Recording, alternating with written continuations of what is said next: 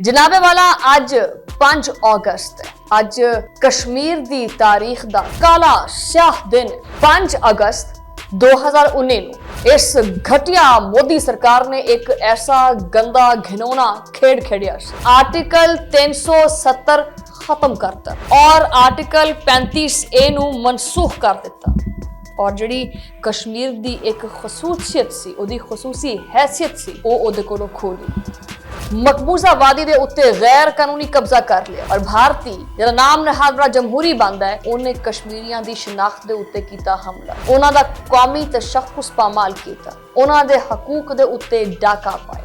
राज्य से जुल्म नूं पूरे 7 साल हो गए। 7 साल तो कश्मीरी इस बदतरीन जुल्म नूं सहंदे पे, 7 साल तो कश्मीरी इस मुजालिम दा सामना करदे पे, लेकिन दुनिया नूं ਇਹ ਨਜ਼ਰ ਨਹੀਂ ਆਉਂਦਾ ਪਿਆ। ਮੋਦੀ ਹਕੂਮਤ ਨੇ ਕਸ਼ਮੀਰ ਨੂੰ ਦੁਨੀਆ ਦੀ ਸਭ ਤੋਂ ਵੱਡੀ ਜੇਲ੍ਹ ਬਣਾ ਕੇ ਰੱਖਿਆ ਹੋਇਆ। ਹਰ ਗਲੀ ਦੇ ਵਿੱਚ ਫੌਜ ਖੜੀ ਹੈ, ਹਰ ਮੋੜ ਦੇ ਉੱਤੇ ਖੌਫ ਦਾ ਪਹਿਰਾ ਹੈ। ਇਹ ਇੱਕ ਇੰਤਹਾ ਪਸੰਦ ਹਿੰਦੂ ਸਲਤਨਤ ਕਾਇਮ ਕਰਨ ਦਾ ख्वाब ਹੈ ਜੋ ਕਿ ਕਦੀ ਪੂਰਾ ਨਹੀਂ ਹੋਣਾ। ਇਹ ਯਾਦ ਰੱਖੀ। ਇਹ ਮਕਬੂਜ਼ਾ ਕਸ਼ਮੀਰ ਲੈਂਦੇ ਲੈਂਦੇ ਤੇਰੇ ਕੋਲੋਂ ਭਾਰਤ ਵੀ ਜਾਣਾ ਹੈ। बिस्मिल्लाहिर्रहमानिर्रहीम, अस्सलाम वालेकुम। तुसीं देख रहे हैं 360 डिजिटल पंजाबी और मैं हाँ तुहाडी मेज़बान शुमाइला नियाज़। जनाबे वाला अज 5 अगस्त है। अज दे दिन की होया सी यही इस व्लॉग दे विच डिस्कस करांगे। अज दा व्लॉग शुरू करते हैं। जिस तरह कि मैं तुहानूं कहा कि अज 5 अगस्त है, अज कश्मीर दी तारीख दा काला स्याह दिन 5 अगस्त 2019 नूं इस घटिया मोदी सरकार ने एक ऐसा गंदा घिनौना खेड खेडिया सी। इस मोदी सरकार ने आर्टिकल 370 खत्म करता और आर्टिकल 35A नू मनसूख कर दिता और जिहड़ी कश्मीर दी एक खसूसियत सी, ओदी खसूसी हैसियत सी, वो ओदे कोलों खो ली। मकबूजा वादी दे उत्ते गैर कानूनी कब्जा कर लिया और भारती जिहड़ा नाम नहाद बड़ा जमहूरी बनदा है, उन्हें कश्मीरियां दी शनाख्त दे उत्ते कीता हमला, उन्हां दा कौमी तशख्खुस पामाल कीता, उन्हां दे हकूक दे उत्ते डाका पाया। राज्य से जुल्म नूं पूरे 7 साल हो गए। 7 साल तो कश्मीरी इस बदतरीन जुल्म नूं सहंदे पे है। 7 साल तो कश्मीरी इस मुजालिम दा सामना करदे पे है, लेकिन दुनिया नूं ये नजर नहीं आंदा पिया। आलमी ताकतां ਜਦੋਂ ਇਹ ਸੱਚ ਸਾਹਮਣੇ ਆਉਂਦਾ ਕਿ ਕਸ਼ਮੀਰ ਦੇ ਉੱਤੇ ਭਾਰਤ ਜ਼ੁਲਮ ਕਰਦਾ ਪਿਆ ਹੈ ਤੇ ਆਲਮੀ ਬਰਾਦਰੀ ਅੱਖਾਂ ਤੇ ਪੱਟੀ ਬੰਨ੍ਹ ਲੈਂਦੀ ਹੈ। ਆਲਮੀ ਬਰਾਦਰੀ ਉਸ ਟਾਈਮ ਅੰਨੀ ਹੋ ਜਾਂਦੀ ਹੈ। 5 ਅਗਸਤ ਤੋਂ ਬਾਅਦ ਮਕਬੂਜ਼ਾ ਵਾਦੀ ਦੇ ਵਿੱਚ ਖੌਫ ਦਾ ਰਾਜ ਕਾਇਮ ਹੈ। ਕੋਈ 1-2 ਦਿਨ ਤੋਂ ਨਹੀਂ ਹੈ, 7 ਸਾਲ ਹੋ ਗਏ। ਮੋਦੀ ਹਕੂਮਤ ਨੇ ਕਸ਼ਮੀਰ ਨੂੰ ਦੁਨੀਆ ਦੀ ਸਭ ਤੋਂ ਵੱਡੀ ਜੇਲ੍ਹ ਬਣਾ ਕੇ ਰੱਖਿਆ ਹੋਇਆ ਹੈ। ਹਰ ਗਲੀ ਦੇ ਵਿੱਚ ਫੌਜ ਖੜੀ ਹੈ, ਹਰ ਮੋੜ ਦੇ ਉੱਤੇ ਖੌਫ ਦਾ ਪਹਿਰਾ ਹੈ। ਕਸ਼ਮੀਰੀਆਂ ਨੂੰ ਉਹਨਾਂ ਦੇ ਘਰਾਂ ਦੇ ਵਿੱਚ ਕੈਦ ਕਰਕੇ ਰੱਖਿਆ ਹੋਇਆ ਹੈ। ਕਿੱਦਾਂ ਦੀ ਜ਼ਿੰਦਗੀ ਹੋ ਸਕਦੀ ਉਹਨਾਂ ਦੀ? ਮਵਾਸਲਾਤੀ ਨਿਜ਼ਾਮ ਬੰਦ ਹੈ, ਇੰਟਰਨੈਟ ਤਾਂ ਸੋਚੋ ਵੀ ਨਾ, ਫੋਨ ਤੇ ਗੱਲਬਾਤ ਨਹੀਂ ਹੋ ਸਕਦੀ ਕਿਉਂਕਿ ਮਕਬੂਜ਼ਾ ਕਸ਼ਮੀਰ ਦੇ ਵਿੱਚ ਫੋਨ ਸਰਵਿਸ ਮੁਅੱਤਲ ਹੈ। ਦੁਨੀਆ ਦਾ ਰਾਬਤਾ ਕਸ਼ਮੀਰ ਤੋਂ ਕੱਟਿਆ ਹੋਇਆ। ਇਹ ਸਿਰਫ ਇੱਕ ਕੋਈ ਇਲਾਕਾਈ ਤਨਾਜ਼ਾ ਨਹੀਂ ਹੈਗਾ, ਇਹ 1.5 ਕਰੋੜ ਇਨਸਾਨਾਂ ਦੀ ਜ਼ਿੰਦਗੀ ਦਾ ਸਵਾਲ ਹੈ। ਉਹਨਾਂ ਦੇ ਬੁਨਿਆਦੀ ਹਕੂਕ ਦਾ ਸਵਾਲ ਹੈ, ਉਹਨਾਂ ਦੇ ਹੱਕੇ ਖੁਦਰਾਦੀਅਤ ਦਾ ਮਾਮਲਾ ਹੈ। ਕਸ਼ਮੀਰੀ ਹਜੇ ਵੀ ਆਪਦੇ ਉਸ ਹੱਕ ਤੇ ਡਟੇ ਹੋਏ ਨੇ ਔਰ ਹਜੇ ਵੀ ਮੁਸਲਸਲ ਕੁਰਬਾਨੀਆਂ ਦਿੰਦੇ ਪਏ ਹੈ। ਔਰ ਜੋ ਇਹ ਸਮਝਦੇ ਸੀ ਮੋਦੀ ਸਰਕਾਰ ਕਿ ਉਹ ਇਹਨਾਂ ਦੇ ਹੌਸਲੇ ਨੂੰ ਤੋੜ ਦੇਗੀ, ਲੇਕਿਨ ਮੋਦੀ ਸਰਕਾਰ ਇਹਨਾਂ ਦਾ ਹੌਸਲਾ ਤੋੜ ਨਹੀਂ ਸਕੀ। ਉਹ ਉਦਾਂ ਹੀ ਪਹਾੜ ਤਰ੍ਹਾਂ ਖੜਾ ਹੈ। ਔਰ ਪਿਛਲੇ 7 ਸਾਲਾਂ ਤੋਂ ਭਾਰਤੀ ਦਰਿੰਦਗੀ ਨੇ ਆਪਣੀਆਂ ਸਾਰੀਆਂ ਹੱਦਾਂ ਪਾਰ ਕਰ ਦਿੱਤੀਆਂ ਨੇ। ਇੱਕ ਰਿਪੋਰਟ ਹੈ, ਉਸ ਰਿਪੋਰਟ ਦੇ ਮੁਤਾਬਿਕ ਇਹ ਜਿਹੜੀ ਨਾਮ ਨਿਹਾਦ ਡਰਪੋਕ ਕਾਬਜ਼ ਫੋਰਸਿਸ ਨੇ ਨਾ, ਇਹਨੇ 1100 ਤੋਂ ਜ਼ਿਆਦਾ ਕਸ਼ਮੀਰੀਆਂ ਨੂੰ ਸ਼ਹੀਦ ਕੀਤਾ ਤੇ ਗੱਲਾਂ ਕਰਦੇ ਜਮਹੂਰੀ ਇਨਸਾਨੀ ਹਕੂਕ ਦੀਆਂ। ਔਰ ਇਹਨਾਂ ਦਾ ਜੁਰਮ ਪਤਾ ਕੀ ਸੀ? ਜਿਨ੍ਹਾਂ ਨੂੰ ਮਾਰਿਆ ਗਿਆ, ਸ਼ਹੀਦ ਕੀਤਾ ਗਿਆ, ਉਹ ਆਜ਼ਾਦੀ ਮੰਗਦੇ ਸੀ। ਇੰਟਰਨੈਸ਼ਨਲ ਹਿਊਮਨ ਰਾਈਟਸ ਕਮਿਸ਼ਨ ਦੇ ਅਦਾਦੋ ਸ਼ੁਮਾਰ ਤੁਸੀਂ ਦੇਖ ਲਓ ਤਾਂ ਰੂਹ ਕੰਬ ਜਾਂਦੀ ਹੈ। ਭਾਰਤੀ ਫੌਜ ਨੇ 7151 ਅਫਰਾਦ ਉਹਨਾਂ ਨੂੰ ਅਗਵਾ ਕੀਤਾ। ਉਹਨਾਂ ਦੇ ਵਿੱਚੋਂ 4190 ਲੋਕ ਜਿਹੜੇ ਨੇ ਅੱਜ ਵੀ ਲੱਭਦੇ ਨਹੀਂ ਪਏ। ਉਹਨਾਂ ਦੇ ਵਾਲਿदैन ਅੱਜ ਵੀ ਰਾਵਾਂ ਤੱਕਦੇ ਨੇ, ਉਹ ਮਾਵਾਂ ਅੱਜ ਵੀ ਰੋਂਦੀਆਂ ਨੇ। ਸਾਲ 2025 ਦੇ ਸਿਰਫ ਔਰ ਸਿਰਫ ਪਹਿਲੇ 8 ਮਾਹ ਦਾ ਜਿਹੜਾ ਅਗਰ ਤੁਸੀਂ ਡਾਟਾ ਦੇਖੋ ਤਾਂ ਇਸ ਅਰਸੇ ਦੇ ਵਿੱਚ ਭਾਰਤੀ ਫੌਜ ਨੇ ਗੈਰ ਕਾਨੂੰਨੀ ਹਿਰਾਸਤ ਦੇ ਵਿੱਚ 113 ਕਸ਼ਮੀਰੀਆਂ ਨੂੰ ਸ਼ਹੀਦ ਕੀਤਾ ਹੈ, ਜਦਕਿ ਅਦਾਲਤੀ ਹਿਰਾਸਤ ਦੇ ਵਿੱਚ 1535 ਬੇਗੁਨਾਹ ਕਸ਼ਮੀਰੀਆਂ ਨੂੰ ਬੇਦਰਦੀ ਨਾਲ ਮਾਰਿਆ ਗਿਆ। ਕਿ ਇਹ ਜਿਹੜਾ ਹੈ ਇਹ ਖੁੱਲਾ ਕਤਲ ਨਹੀਂ ਹੈਗਾ, ਕਿ ਇਹ ਜਿਹੜਾ ਹੈ ਇਹ ਖੁੱਲਾ ਕਤਲੇ ਆਮ ਨਹੀਂ ਹੈ, ਕਿ ਇਹ ਚੀਜ਼ ਜਿਹੜੀ ਹੈ ਉਹ ਆਲਮੀ ਬਰਾਦਰੀ ਨੂੰ ਨਜ਼ਰ ਨਹੀਂ ਆਉਂਦੀ ਹੈ। ਮਕਬੂਜ਼ਾ ਕਸ਼ਮੀਰ ਦੇ ਵਿੱਚ ਭਾਰਤੀ ਫੌਜ ਦਾ ਜ਼ੁਲਮ ਸਿਰਫ ਇੱਥੇ ਹੀ ਖਤਮ ਨਹੀਂ ਹੁੰਦਾ। ਕਿਉਂ ਨਹੀਂ ਖੜਾ ਛੱਡਦਾ ਇਹ ਭਾਰਤ ਕਸ਼ਮੀਰ ਦਾ? ਬਰਤਾਨਵੀ ਅਖਬਾਰ ਹੈ ਦ ਗਾਰਡੀਅਨ, ਐਮਨੈਸਟੀ ਇੰਟਰਨੈਸ਼ਨਲ, ਉਹਨੇ ਇੰਤਹਾਈ ਖੌਫਨਾਕ ਕਿਸਮ ਦੇ ਇਨਕਸ਼ਾਫਾਤ ਕੀਤੇ ਨੇ। ਮਕਬੂਜ਼ਾ ਵਾਦੀ ਦੇ ਵਿੱਚ ਜਿਹੜਾ ਨਾ ਉਹ 2000 ਤੋਂ ਜ਼ਿਆਦਾ ਇਜਤਮਾਈ ਕਬਰਾਂ ਮਿਲੀਆਂ ਨੇ, ਔਰ ਇਹਨਾਂ ਕਬਰਾਂ ਦੇ ਵਿੱਚ ਕਿਹਦੀਆਂ ਲਾਸ਼ਾਂ ਨੇ? ਕਿਹਨਾਂ ਨੂੰ ਮਾਰਿਆ? ਉਹਨਾਂ ਦਾ ਕਸੂਰ ਕੀ ਹੈ? ਭਾਰਤੀ ਹਕੂਮਤ ਦੇ ਕੋਲੋਂ ਅਗਰ ਪੁੱਛੋ, ਉਹ ਕਹਿੰਦੀ ਹੈ ਕਿ ਕਿਆ ਹੁਆ, ਹमें नहीं कुछ पता, ਜਵਾਬ ਹੀ ਨਹੀਂ ਹੈਗਾ, ਬੌਂਦਲੇ ਪਏ ਨੇ।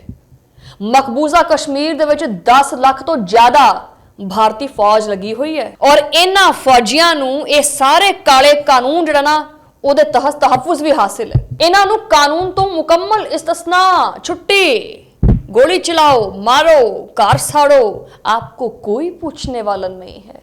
कोई नहीं पूछेगा ਤੁਹਾਨੂੰ ਕਿ ਤੁਸੀਂ ਇਹ ਕੀ ਕੀਤਾ ਹੈ। ਕਿ ਇਹੀ ਭਾਰਤ ਦੀ ਮਾਵਰਾਏ ਅਦਾਲਤ ਦੀਆਂ ਕਾਰਵਾਈਆਂ ਨੇ। ਇਹ ਭਾਰਤ ਹੈ ਵੈਸੇ ਜਿਹੜਾ ਕਿਸੇ ਹੋਰ ਤਾਂ ਬੜੀ ਛੇਤੀ ਉਂਗਲਾਂ ਚੁੱਕ ਲੈਂਦਾ, ਕਦੀ ਆਪਣੇ ਗਰੇਬਾਨ 'ਚ ਝਾਂਕ ਕੇ ਵੇਖ, ਕਹਿੰਦੇ ਨਾ ਕਿ ਵੀ ਇੱਕ ਉਂਗਲੀ ਅਗਰ ਐਂ ਕਰੋ ਨਾ ਤੇ 3 ਆਪਣੇ ਵੱਲ ਨੂੰ ਹੁੰਦੀਆਂ ਨੇ। ਕਸ਼ਮੀਰ ਦੀ ਮਈਸ਼ਤ ਬਰਬਾਦ ਕੀਤੀ ਹੋਈ ਹੈ। ਮੁਸਲਸਲ ਬੰਦਿਸ਼ਾਂ ਦੇ ਕਰਕੇ ਕਸ਼ਮੀਰੀਆਂ ਦਾ ਕਾਰੋਬਾਰ ਮਫਲੂਜ ਹੋ ਚੁੱਕਿਆ। ਈਵਨ ਕਿ ਜਿਹੜੇ ਸਿਆਹਤ ਦੇ ਸ਼ੋਬੇ ਨਾਲ ਜੁੜੇ ਹੋਏ ਜਿਹੜੇ ਅਫਰਾਦ ਨੇ, 44,500 ਕਸ਼ਮੀਰੀ ਬੇਰੋਜ਼ਗਾਰ ਨੇ, ਚੁੱਲ੍ਹੇ ਠੰਡੇ ਪਏ ਨੇ, ਉਹਨਾਂ ਦੇ ਬੱਚੇ ਫਾਕੇ ਕਰਨ ਤੇ ਮਜਬੂਰ ਨੇ। ਮੋਦੀ ਸਰਕਾਰ ਹੁਣ ਚਾਹੁੰਦੀ ਕੀ ਹੈ? ਮੋਦੀ ਸਰਕਾਰ ਉੱਥੇ ਨਾ ਆਬਾਦੀ ਦਾ ਤਨਾਸੁਬ ਉਹ ਬਦਲਣਾ ਚਾਹੁੰਦੀ ਹੈ। ਉਹ ਹੁਣ ਕਰਦੀ ਇਹ ਹੈ ਕਿ ਉਹ ਕਸ਼ਮੀਰ, ਮਕਬੂਜ਼ਾ ਕਸ਼ਮੀਰ ਦੇ ਵਿੱਚ ਉਹ ਬਾਹਰੋਂ ਹਿੰਦੂ ਲਿਆ ਕੇ ਕਸ਼ਮੀਰ 'ਚ ਆਬਾਦ ਕਰਦੀ ਹੈ, ਤਾਂ ਕਿ ਕਸ਼ਮੀਰੀਆਂ ਨੂੰ ਉਹਨਾਂ ਦੀ ਆਪਦੀ ਹੀ ਜ਼ਮੀਨ ਦੇ ਉੱਤੇ ਇੱਕ ਮਾਮੂਲੀ ਜੀ ਅਕਲੀਅਤ ਬਣਾ ਦਿੱਤਾ ਜਾਵੇ। ਆਮ ਗੱਲ ਨਹੀਂ ਹੈ, ਗਹਿਰੀ ਸਾਜ਼ਿਸ਼ ਹੈ।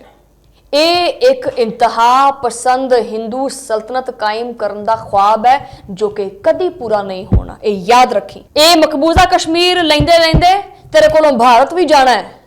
ਪਾਕਿਸਤਾਨ ਆਪਦੇ ਕਸ਼ਮੀਰੀ ਭੈਣ ਭਰਾਵਾਂ ਨਾਲ ਖੜਾ ਸੀ ਔਰ ਖੜਾ ਰਹੇਗਾ। ਮੁਲਕ ਦੇ ਕੋਨੇ-ਕੋਨੇ ਦੇ ਵਿੱਚ ਅੱਜ ਕਸ਼ਮੀਰੀਆਂ ਦੇ ਨਾਲ ਇਜ਼ਹਾਰ ਯਕਜਹਿਤੀ ਵਾਸਤੇ ਰੈਲੀਆਂ ਕੱਢੀਆਂ ਜਾ ਰਹੀਆਂ ਨੇ। ਇਸਲਾਮਾਬਾਦ ਦੇ ਡੀ ਚੌਕ ਦੇ ਉੱਤੇ ਆਵਾਮ ਦਾ ਇੱਕ ਸਮੁੰਦਰ ਹੈ।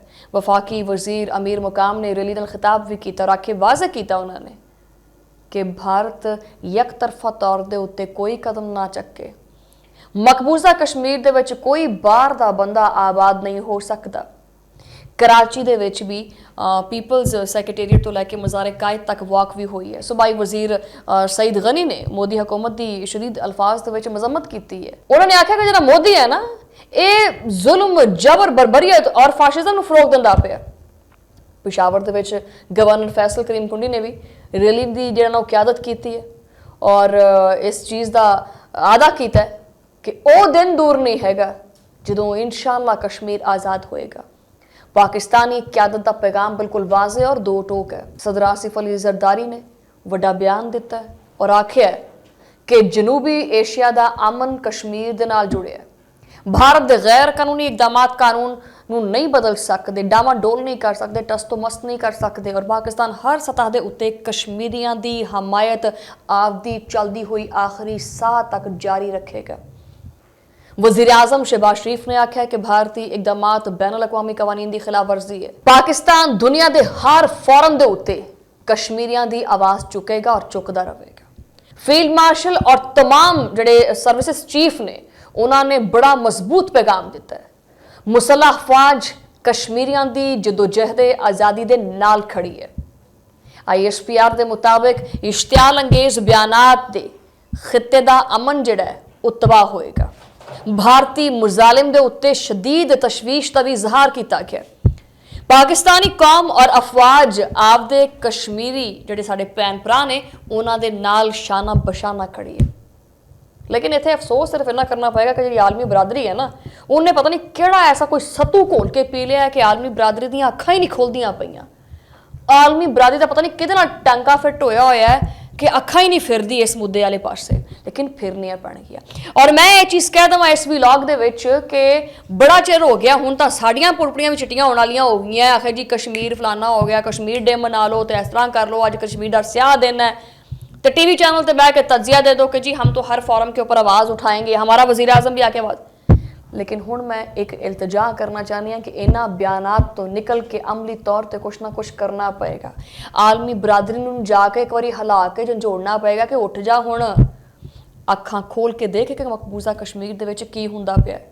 मकबूजा कश्मीर दी वादी जिन्हों चीकां कूकां मार मार के कहती पई है कि इत्थे भारतीय फौज की जिहड़ी खूनी होली जिहड़ी खेडी जा रही है, ये बंद करवाओ, कश्मीरियां नूं उन्हां दा बुनियादी हक दिओ, उन्हां दा जिहड़ा आज़ादी दा जिहड़ा हक है उन्हां नूं दिओ, और कश्मीरी आवाम आपदे मुस्तकबिल दा फैसला खुद करे। और अगर ये सारा कुछ हुंदा है तो यही एक पायदार अमन की वाहिद जमानत है। और आखिर तो मैं सिर्फ इन्ना कहूँगी कि बहैसियत पाकिस्तानी साडे दिल जड़े ने हजे भी कश्मीरियों के नाल धड़कते हैं और कश्मीर के नाल इजहार यकजहती करते हैं, और इंशाअल्लाह एक दिन कश्मीर आज़ाद होएगा। इसी आज़म के नाल जड़ा ना इजाज़त चाहवांगी। अगले व्लॉग च मुलाकात होंदी है, उदों लई अल्लाह ने के बान।